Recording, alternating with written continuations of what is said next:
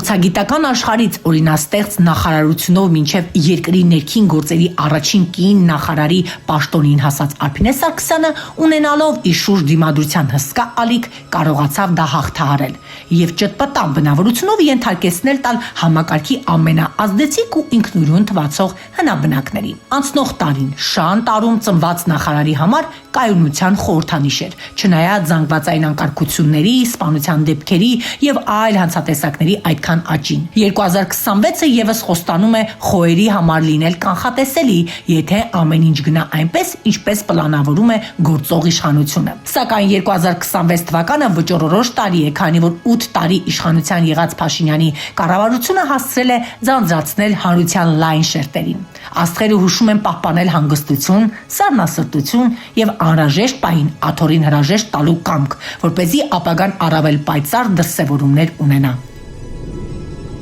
2026-ին ընթരാճ հումորային շարք, որը 15 տարի ժողովուրդ օրաթերթը պահում է որպես անխախտ ավանդույթ։